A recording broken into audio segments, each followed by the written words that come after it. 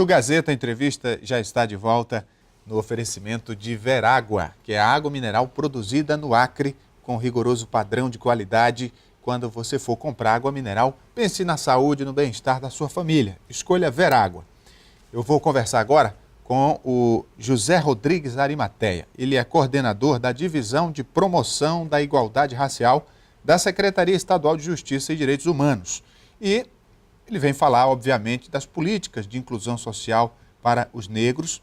E eu já quero começar esse bate-papo trazendo aqui uma estatística, viu, Arimateia? Recente. Olha, dados preliminares do Índice de Vulnerabilidade Juvenil à Violência e Desigualdade de 2014, encomendado pela Secretaria Nacional da Juventude, mostram que o Acre é o estado da região norte em que jovens negros têm mais chances de serem mortos. Daqui a pouco eu vou trazer as estatísticas. Boa noite, Arimateia. Boa noite. Então, diante desse dado, né, é uma coisa que a gente já percebia a olho nu, mas que agora vem de forma estatística, né? É verdade. Há muito tempo que a gente tem alguns índices, como, por exemplo, 80% da população carcerária é negra, 70% de quem recebe qualquer tipo de bolsa de ajuda também é negro.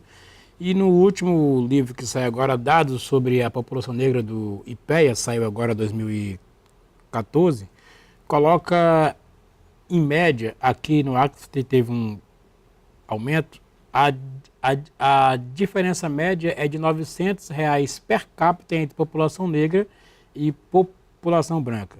Aqui no Acre, ela cai um pouco, né? Dentro lá do norte, de 2010 a 2012, ela chegou de 900, chegou a 200 e poucos reais per capita, que é muita coisa. Então, esses dados, eles vão, com certeza, interferir no dia a dia. É esse jovem negro que se evade da escola, situações simples, como, por exemplo, um jovem não se vê na escola. A escola mudou muito, né?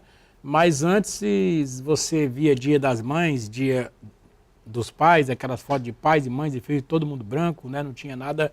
A escola não era realmente aquilo que você vivia quando estava na sua casa. Então, a vazão era muito maior de aluno negro, né? Até pela questão também do próprio nome, o aluno negro na escola ele perde o nome muito cedo. Ele perde a identidade muito cedo, né? É o negrinho, é o negro, depende lá da novela, ele é o Cirilo, ele é o Gibi, ele é o bullying, né? Ele é o Pelé. Está presente. Então é tipo assim, ele perde uma coisa principal que é o nome dele. Hoje em dia nós temos a questão já do bullying, que, né? É uma palavra nova para definir um comportamento que já acontecia. Então, com isso, esse jovem saiu da escola há uns 10, 20 anos atrás.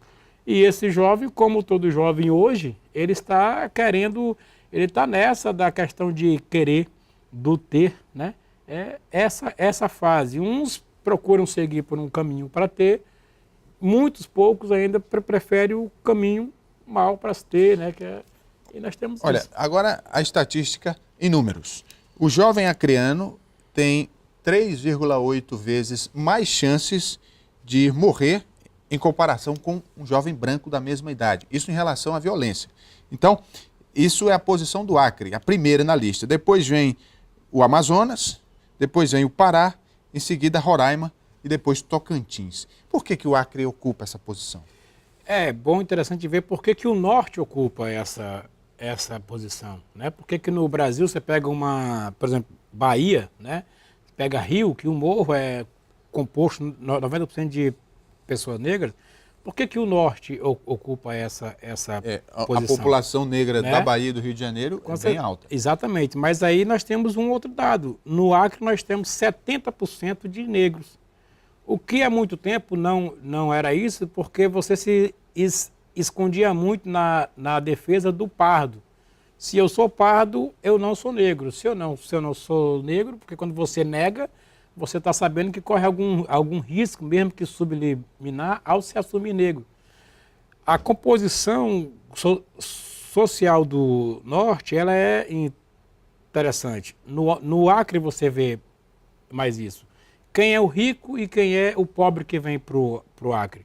O rico se convencionou chamados paulistas. Ele era um homem branco, rico, que vinha para cá, comprava terra e depois foi criar gado, etc, etc, etc. E essas pessoas tinham uma questão muito forte, machismo forte, né? O homem como centro lá da família, aquela coisa toda. E a questão também religiosa ao extremo. Mesmo que ele não fosse uma pessoa boa, ele dizia que era, fazia as promessas, pagava em dinheiro o que ele achava que, né? Aí como é que se compõe a parte pobre?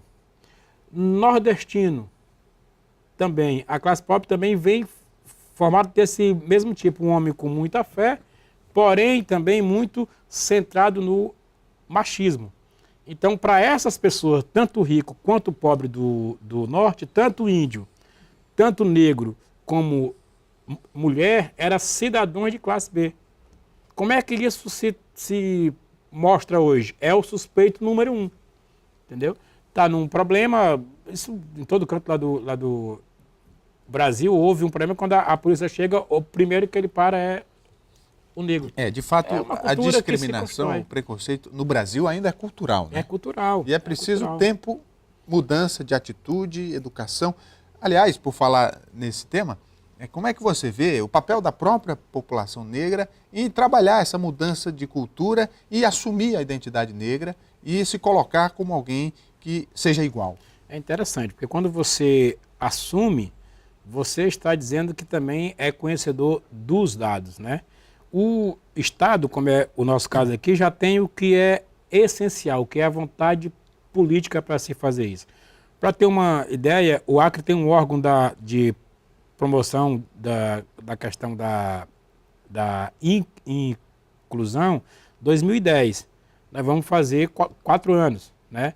Outros estados, como Bahia, como Rio, que tem órgãos que trabalham nessa questão de raça, negro, há muito tempo, não está no patamar que nós estamos. Nós temos um Conselho Estadual de Promoção, nós temos um Plano Estadual de Promoção e o município, agora dia 14, já vai lançar o seu plano. Ou seja, em 4 anos nós andamos mais do que 50 anos nesses outros nos estados que tem.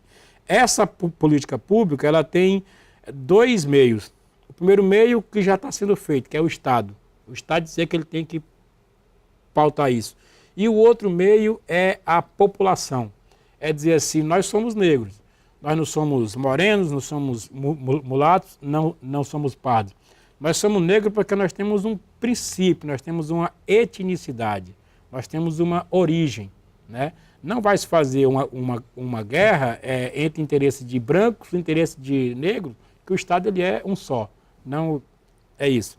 Mas é de posse desses dados. Você não pode focar. Por exemplo, se o Acre for trabalhar, que nem nós temos já o programa federal chamado Juventude Viva.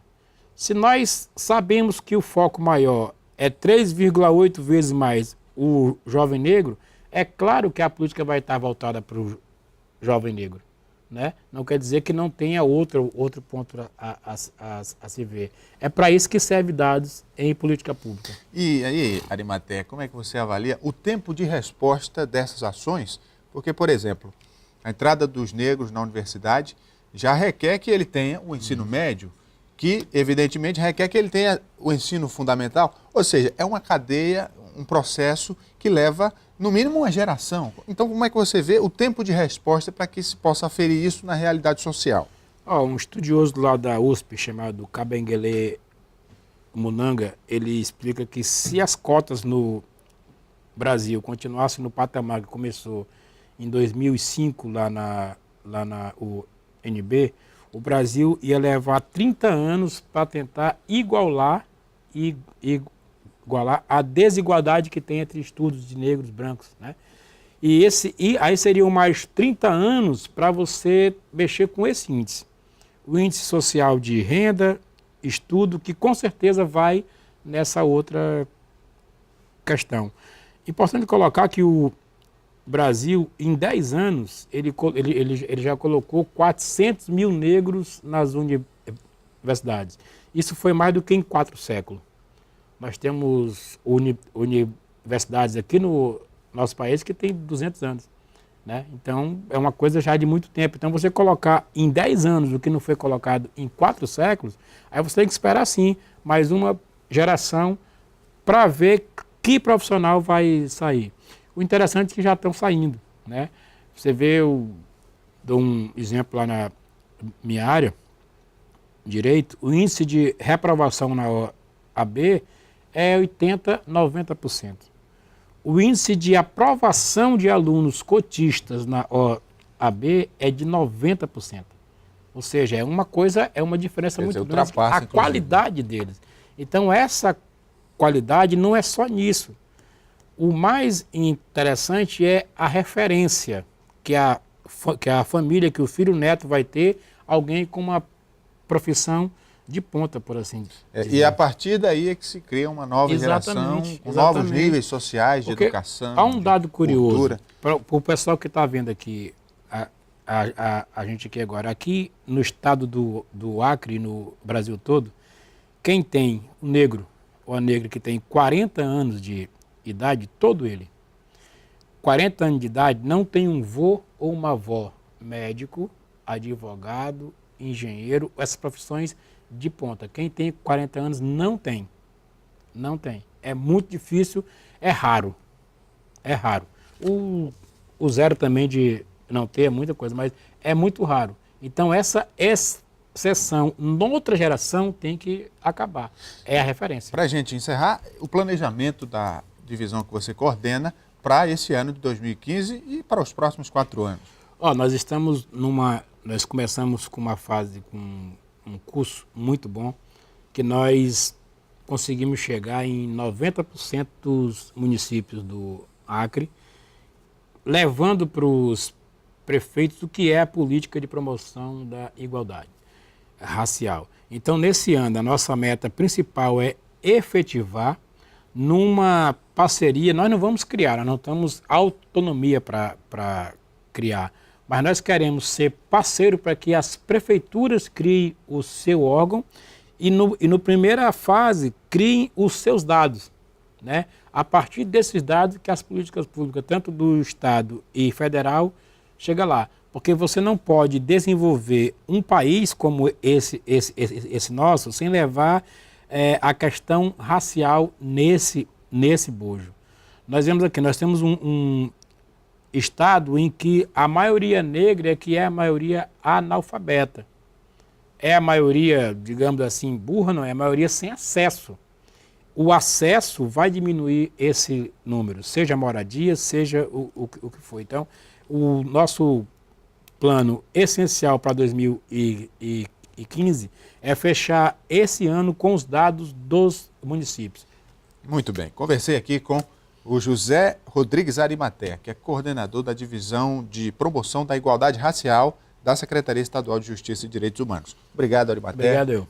Fico à disposição. O Gazeta Entrevista vai dar uma paradinha. Nós voltamos daqui a pouco, depois do intervalo. Não saia daí.